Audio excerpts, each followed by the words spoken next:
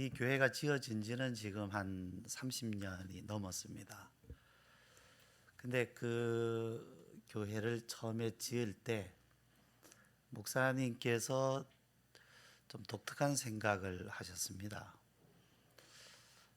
바로 그곳은 이제 그 하루에도 수천 명 또는 어떨 때는 수만 명 드나드는 그러한 국립공원 계룡산으로 들어가는 바로 그 길목인데요.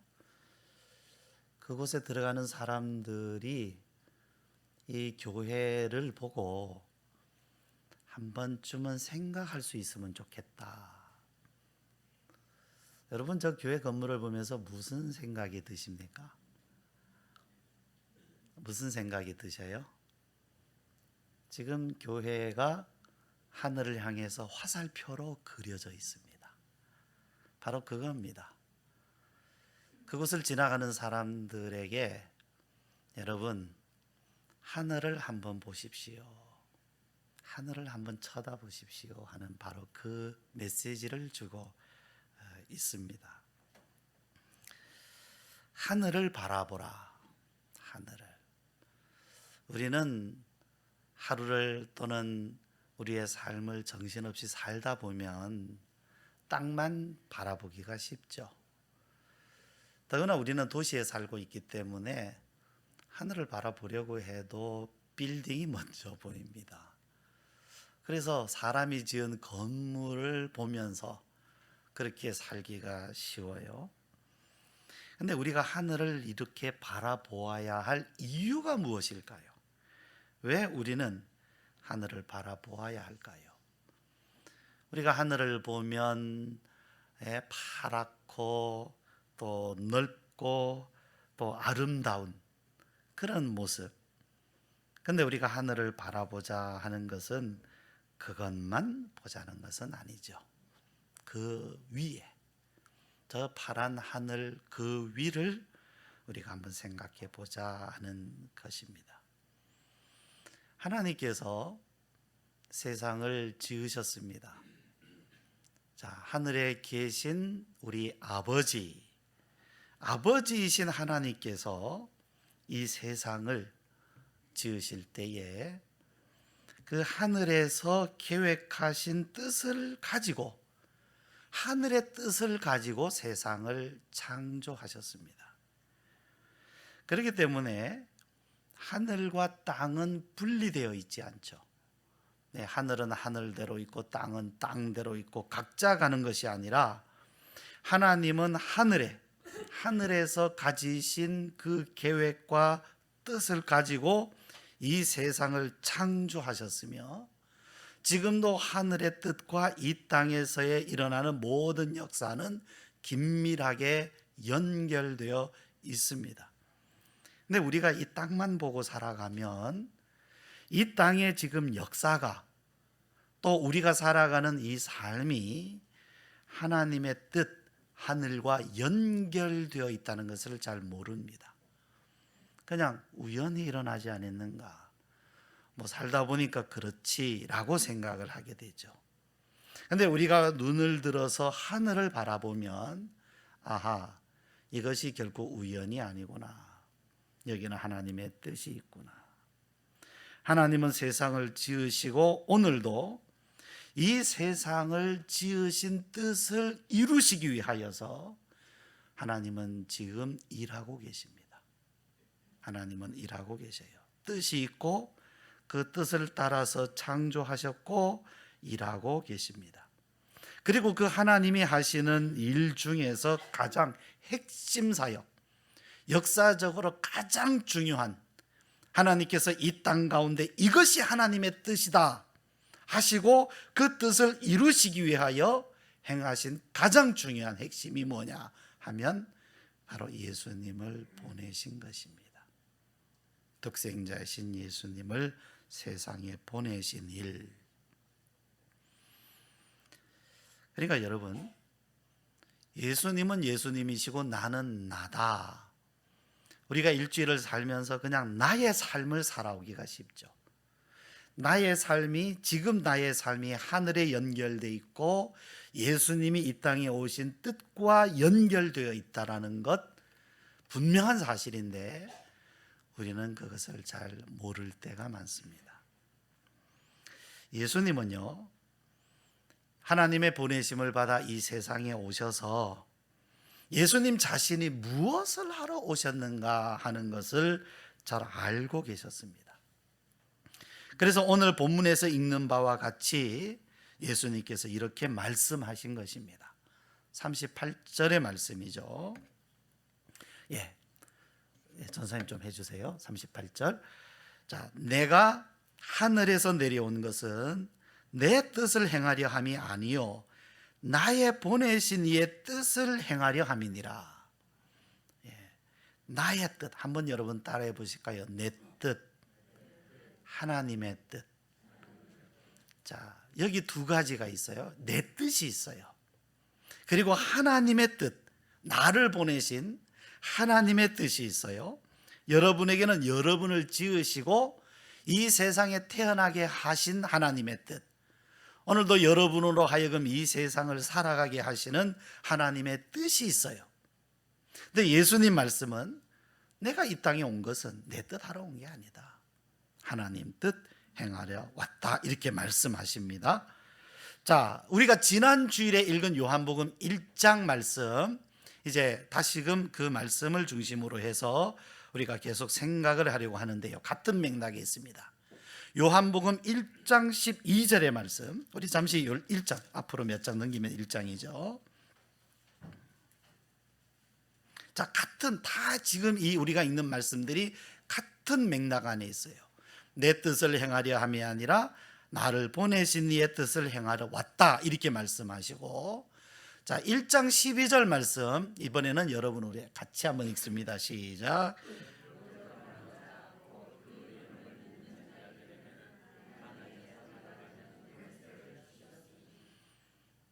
여러분, 우리가 하나님의 뜻은 무엇일까? 이것이 하나님의 뜻이 아닌가 하는 이야기들을 하죠. 심지어 어떤 사람은 우리가 어떻게 하나님의 뜻을 알 수 있어? 여러분도 그렇게 생각하십니까? 아니, 우리가 어떻게 하나님의 뜻을 알 수 있어? 모르죠. 그러나 하나님께서 말씀하신 말씀을 읽으면 알 수 있습니다. 하나님은 하나님의 뜻을 우리로 하여금 모르게 하지 아니하시고 알게 하셨어요. 그 알게 하신 내용이 어디에 기록이 되어 있느냐 하면 성경에 기록되어 있어요. 자, 성경을 안 읽으면 하나님의 뜻을 알까요, 모를까요? 알 수가 없죠. 우리가 집에서 아무리 강아지를 이뻐하고 애완견으로 길러도요, 고양이 야옹야옹 하면 얼마나 귀엽습니까? 그런데 이 개와 고양이 아무리 연구한다 해도 주인의 뜻을 알지는 못합니다. 그러나 우리가 알 수 있도록 해주면 조금이라도 알게 되죠. 우리가 어떻게 하나님의 뜻을 알 수 있습니까? 감히 피조물이. 그러나 하나님께서 우리의 언어로, 우리 사람의 언어로 말씀해 주신 것을 우리가 읽을 때에 우리는 알 수 있게 돼 있고요, 하나님을 알도록 하셨어요. 모르라고 하지 않았어요.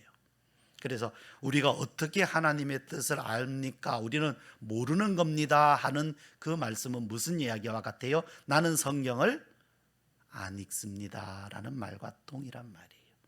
그러나 읽어야 돼요. 읽으면 알 수 있죠. 자, 여기 1장 12절 말씀에 영접하는 자, 곧 그 이름을 믿는 자들에게는 하나님의 자녀가 되는 권세를 주셨으니, 예수님은 무엇을 하러 오셨습니까? 내 뜻을 행하려 함이 아니요 나를 보내신 이의 뜻을 행하려 합니다 하는 뜻이 무엇입니까? 바로 예수님을 영접하는 자들에게 무엇을? 하나님의 자녀가 되는 권세를 주시러 오신 겁니다. 그런데요, 이렇게 예수님이 이 땅에 오셨는데 사람들의 반응은 어떠했습니까? 사람들의 반응은, 여러분이 이 말씀을 읽을 때 여러분의 반응은 어떠합니까? 지금 영접하는 자 곧 그 이름을 믿는 자들에게는 하나님의 자녀가 되는 권세를 주셨다, 이렇게 말씀하셔요. 하나님의 자녀의 권세는 지금 여러분에게 어떻게 되어 있습니까? 이것이 하나님의 뜻인데, 예수님이 그래서 이 땅에 오셨는데 지금 하나님의 자녀로서의 권세가 여러분에게 지금 어떻게 되어 있습니까? 우리가 하나님 앞에 순종해야 될 일들이 많죠. 복종해야 될 일들이 많죠. 주일도 지켜야 되고 또 봉사도 해야 되고 다 귀한 일들입니다. 해야 됩니다. 그러나 그러한 일들보다 가장 먼저 순종해야 될 일이 뭘까요? 가장 먼저 순종해야 될 일, 하나님의 자녀가 되는 순종입니다. 예수님을 나의 구주로 영접하는 순종입니다. 이것이 먼저 돼야 됩니다.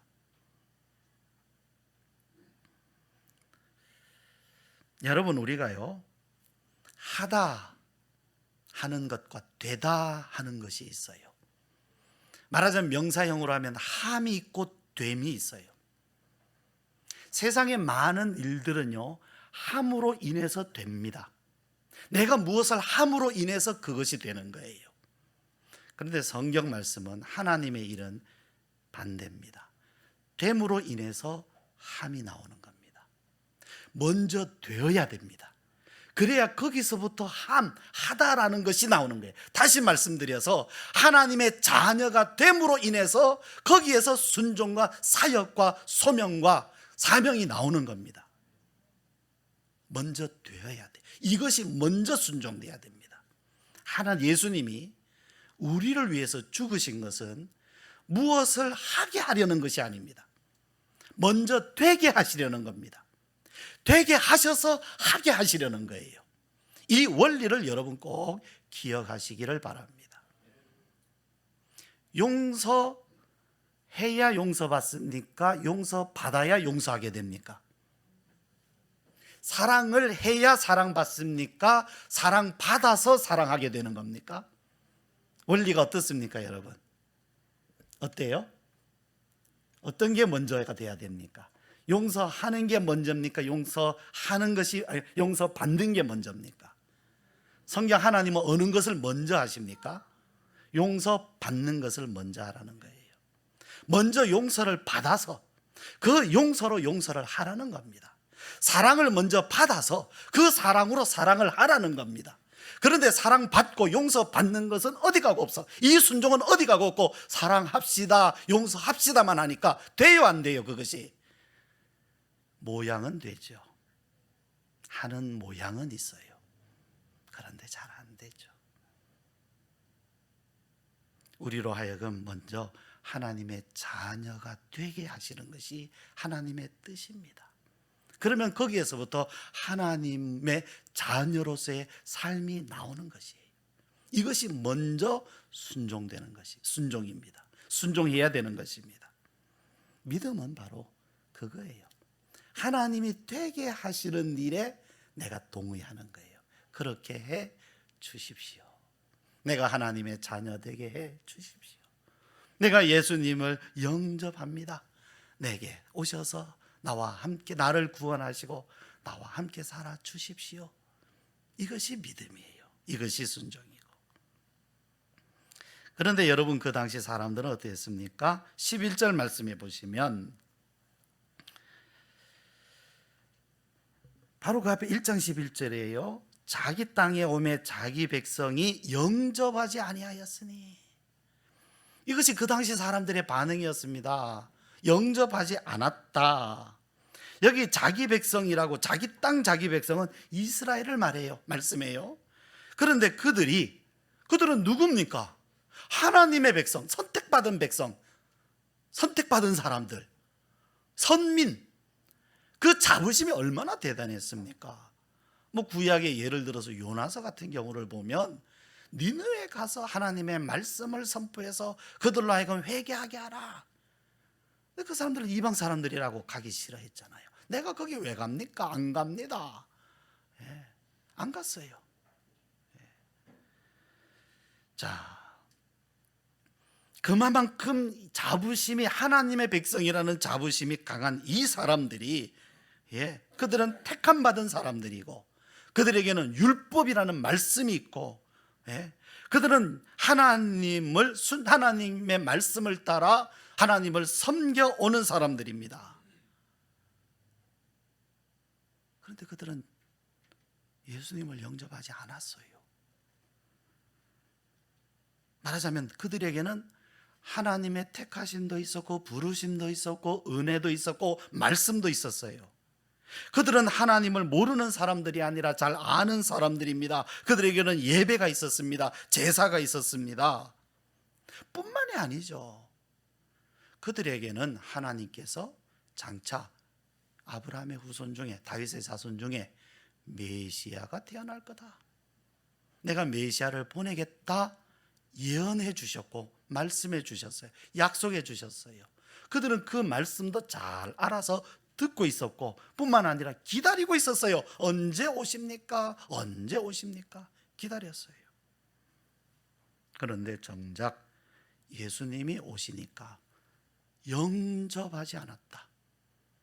말씀도 있고 은혜도 있고 있는데 정작 예수님은 영접을 안 했다는 거예요.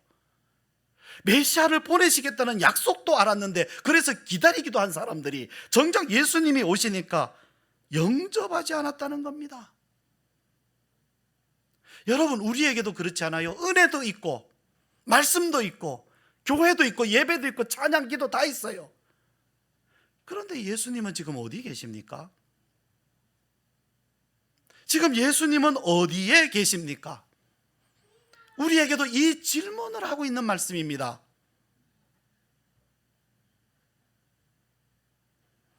자, 요한복음 1장에 더 보면 죄에 빠진 사람들의 세 가지 모습을 말씀하고 있죠.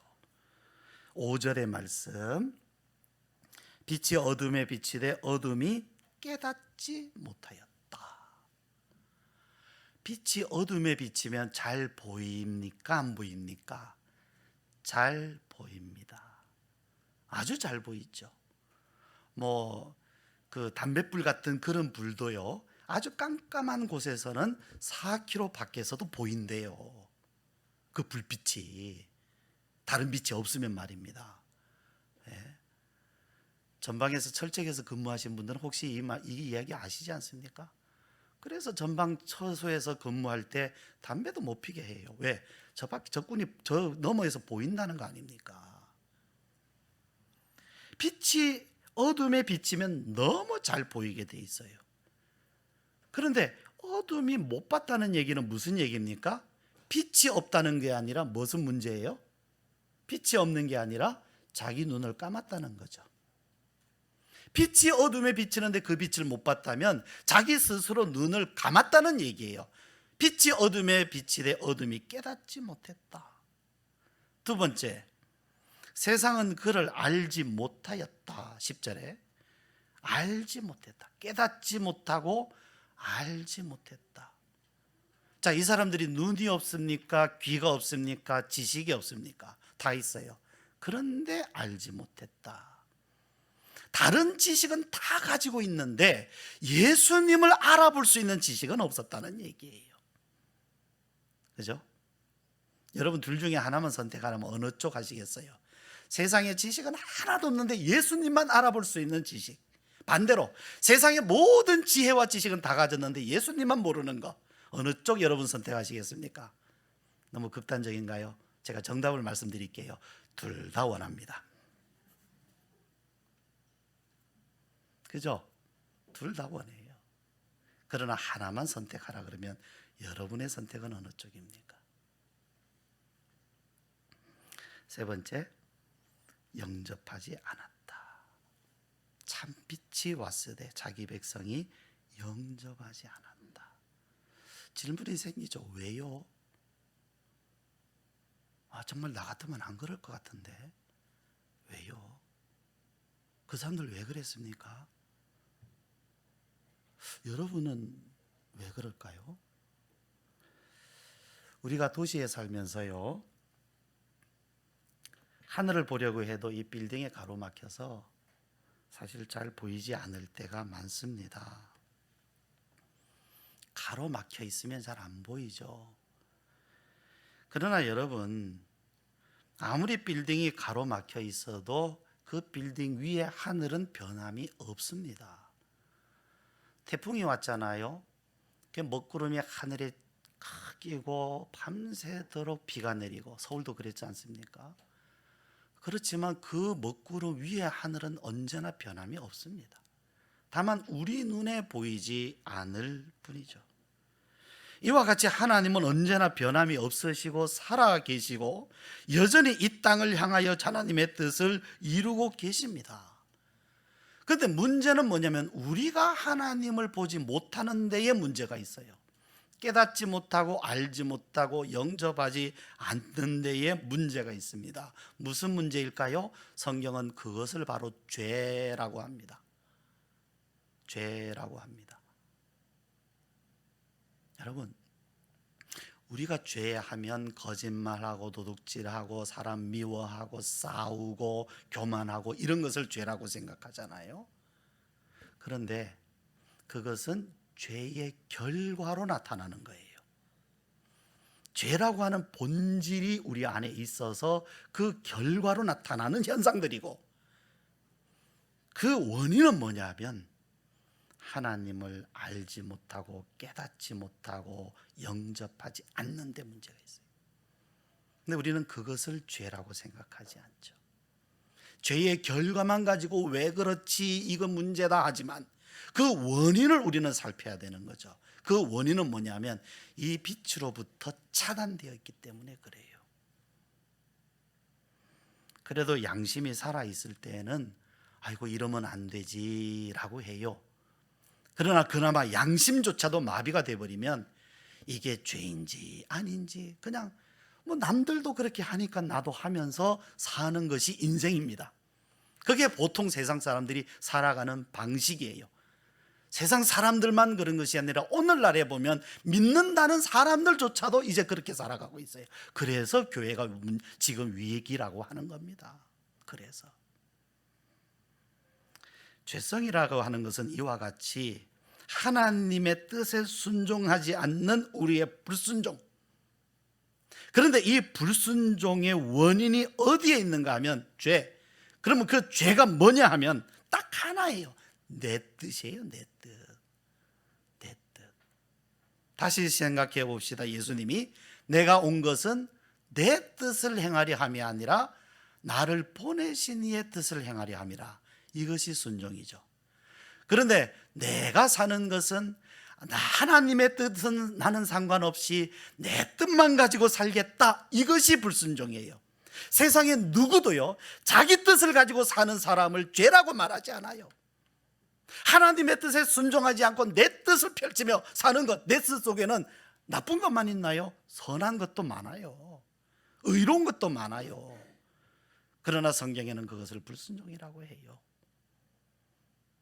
그러나 세상은 그것을 불순종이다, 죄라고 말하지 않죠. 아니 자기가 자기 뜻대로 사는데 누가 뭐라 그러겠습니까? 우스갯소리로 그런 말이 있잖아요. 네? 남이야 전봇대로 이빨을 쑤시든 말든 이 쑤시개가 아니라 전봇대를 뽑아서 내가 내 일을 쑤시든 말든 이 일을 누가 뭐라 그럴 거예요. 자기가 자기 뜻대로 내가 내 맘대로 내가 하고 싶은 대로 한다는데 무슨 누가 뭘 할 것입니까? 세상은 그렇게 말하죠. 근데 하나님은 그렇게 말씀하지 않아요. 그게 불순종이다. 우리가 우리의 뜻, 나의 뜻에 사로잡혀 있어서 하나님의 뜻을 생각하지 아니하고 하나님의 뜻을 못 보는 것, 보지 못하는 것, 무관심한 것, 그것이 문제입니다. 우리는 자꾸 죄의 결과만 가지고 생각을 하는데 원인이 어디 있는가 하면 결국에는 내 삶의 중심에 내 뜻이 있기 때문에 그래요. 내 뜻을 중심으로 사니까. 그런데 예수님을 보세요. 예수님도 하나님의 아들로서 그 신성만 가지고 계실 때는 아무 문제가 없습니다. 그런데 우리와 같은 육신을 입으셨어요. 말하자면 이 제한된 우리 육신 안으로 들어오셨어요. 성육신 임마누엘 하셨어요. 분명히 성경에도 보면 예수님은 예수님의 뜻이 있었어요. 아버지여, 할 수만 있으면 이 잔이 내게서 지나갔으면 좋겠습니다. 내가 이런 일은 안 당했으면 좋겠습니다. 내 인생에 그런 일 없었으면 좋겠습니다. 나는 그런 거 싫습니다. 이렇게 됐으면 좋겠습니다. 분명히 예수님도 육신으로서의, 말하자면 우리 육신이 가지고 있는 그런 성품, 사람의 성품으로서 자기 뜻이 있었어요. 피하고 싶은. 예수님도 그래서 하나님의 뜻 앞에 치열하게 자신과의 싸움을 하셨어요. 겟세마네 동산에서 기도하셨어요. 아버지, 나의 원대로 마시고 아버지의 원대로 하십시오. 내 뜻대로 마시고 아버지 뜻대로 하십시오. 십자가 지시기 전에 예수님은 하나님 앞에 울부짖으며 이렇게 기도하셨어요. 그리고 십자가 지는 자리로 가셨어요. 자신의 몸을 쳐서 하나님의 뜻에 복종을 하셨어요. 무엇 하시려고요? 내가 온 것은 양으로 생명을 얻게 하고 더 풍성히 얻게 하려는 것이라. 영접하는 자, 곧 그 이름을 믿는 자들에게는, 그 이름, 누구든지 예수 그리스도를 영접하는 자들에게 하나님의 자녀가 되는 권세를 주시기 위해서 하나님의 아들이신 자신이 희생하지 않으면 안 되는 일이었습니다. 희생하는 것이 아버지의 뜻입니다. 주님은 순종하셨어요. 철저히 자신을 복종하고 순종을 하셨습니다. 오늘 읽은 말씀 요한복음 6장 40절 말씀으로 다시 한번 돌아와 봅시다. 여기 다시금 예수님은 이것이 하나님의 뜻이다 하고 분명하게 말씀을 해 주셨습니다. 40절 말씀 우리 같이 읽죠. 시작. 내 아버지의 뜻은 아들을 보고 믿는 자마다 영생을 얻는 이것이니 마지막 날에 내가 이를 다시 살리리라 하시니라. 성경을 이렇게 읽고서 야, 이게 하나님 뜻이다, 너무 분명하잖아요. 그런데 우리는 또 기도해요. 하나님 뜻 뭡니까? 하고요. 네. 하나님 뜻이 뭡니까? 하고 기도해요. 만약에 하나님께서 제가 하나님이라면 이렇게 대답해 주실 것 같아요. 성경 그렇게 읽었지 않느냐? 성경에 다 기록되어 있다. 그거 봐라, 충분히 알 수 있다. 그런데 우리는 성경 읽고도 잊어먹고 또 기도해요. 하나님 뜻이 뭡니까?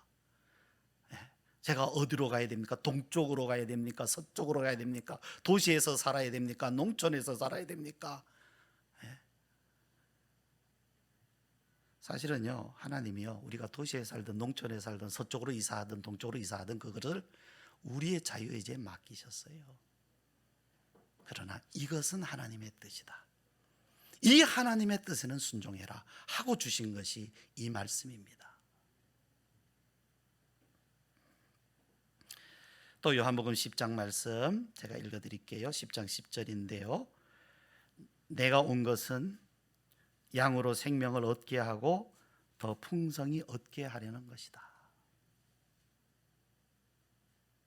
내가 온 것은 양으로 생명을 얻게 하고 더 풍성히 얻게 하려는 것이다. 보세요 여러분, 이거 다 하나님의 뜻 아닙니까? 내가 온 것은.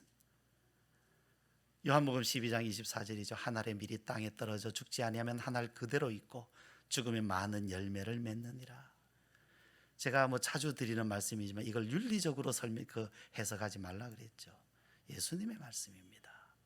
단지 다른 사람을 위해서 희생하는 삶을 살아라 하는 의미가 아니라 예수님 자신이 한 알의 썩어질 밀알로 이 땅에 오셔서 우리에게 생명 주시기 위해서 자기 자신이 죽으실 것을 예고하신 말씀이에요. 한 알의 밀. 우리는요, 암만 떨어져 죽어도요, 다른 사람을 위해서 봉사할 수는 있어도 생명을 주지 못합니다.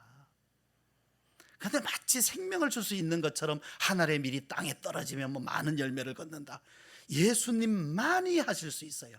예수님의 죽으심만이 할 수 있는 일입니다. 우리의 죽음도, 우리는 죽어도 그 일을 못하는 겁니다. 남을 위해서 희생하는 것은 귀한 일이지만은 그 말씀은 예수님께로 영광을 돌리십시오. 사도 바울은 하나님의 뜻을 분명하게 알았고 그렇게 전도를 했어요. 에베소서 1장 5절 말씀 제가 읽어드립니다. 그 기쁘신 뜻대로 우리를 예정하사, 보세요, 그 기쁘신 뜻대로 우리를 예정하사 예수 그리스도로 말미암아 자기의 아들들이 되게 하셨으니, 그의 기쁘신 뜻대로 말미암아 우리로 하여금 이 A 기업에 들어가게 하셨으니, B 학교에 입학하게 하셨으니, 이런 뜻이 아니잖아요. 뭐라 그러셨어요? 자기의 아들들이 되게 하셨다. 참 신기해요. 하나님께서 당신은 장차 이제 하나님께서 귀하게 써서 당신 이런 삶을 살게 하실 것이 하나님의 뜻입니다. 그러면 막 귀에 쏙쏙 들어오죠. 예, 당신은 앞으로 이런 일 해야 됩니다. 자녀는 이런 학교 보내야 됩니다. 당신 자녀 이번에 신학교 보내서 목회자 되게 한 게 하나님의 뜻입니다. 이런 말은 막 귀에 쏙쏙 들어와요. 그러나 예수님을 보내서 자기 아들들이 되게 하셨습니다 하는 이 말씀은 읽고 또 읽고 성경 통독하라 그러면 1년에 한 번, 두 번씩 다 통독했다 그러면서도 하나님의 뜻이 뭡니까? 그러면 몰라요. 그러지 않아요? 이 너무나 중요한, 우리가 믿어야 되고 순종해야 되고 오늘도 의지해야 되고 우리의 삶의 모든 삶의 반석처럼 기초가 되어야 될 이 말씀에 대해서는 하나님의 뜻인 줄 생각을 안 하는 거예요. 여러분이 아니라 예수님이 오셨을 때 그 사람들이 그랬다고요. 우리는 그런 과정, 그런 사람이 되어서는 안 됩니다. 사도 바울은요, 이 하나님의 뜻을 분명하게 알고서 뭐라 그랬어요?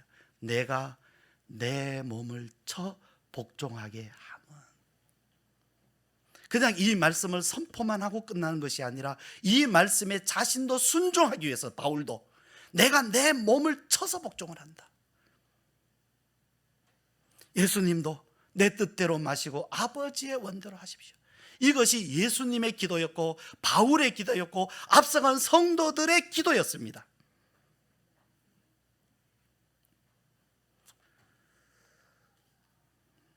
여러분, 이 그림 뭔지 아시죠? 가스불입니다. 가스레인지에. 근데 왼쪽에 있는 불은 아주 선명하고 참 아름다워요. 그죠? 근데 왼쪽에 있는 불은 흐미한 게 별로 아름답지 않죠. 여러분, 제가요 딱 1년 전에 눈 수술을 받았습니다. 근데 갑자기 급성 백내장이 와서 수술을 받았는데 저는 그렇게 오랫동안 제 눈이 문제가 있었다는 걸 몰랐어요. 그래서 늘 집에서 가스불을 보면 왼쪽 같이 봤습니다. 그냥 가스가 저렇게 생겼구나. 저는 원래 그런 줄 알았어요. 원래. 근데 수술 받고 나서 어느 날 가스레인지 불을 보는데 너무 아름다운 거예요. 지금 뭐 이 빈프레스도 화면이라 그렇지만 사실은 제 눈엔 너무 파란 게, 우리가 파란 하늘 보면 너무 아름다운 것처럼 그 가스레인지 불이 너무 아름다운 거예요. 그래서 제가 저희 집사람한테 물었어요. 이 불이 원래 이런 거냐고.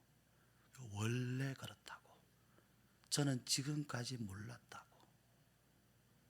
모르니까, 그것이 아름다운지 모르니까 귀한 줄 몰랐던 거죠. 여러분, 하나님의 뜻을 모르면, 그 뜻을 모르면 아름답고 존귀한 줄 모릅니다. 모르니까 구하지 않는 거예요. 모르니까 관심이 없는 겁니다. 그러나 알면 알수록 얼마나 귀하고 얼마나 존귀한 것인지, 내 삶을 다 드려도 아깝지 않는 너무나 귀하고 그 앞에 내 뜻이라고 하는 건 너무나 초라할 뿐이거든요.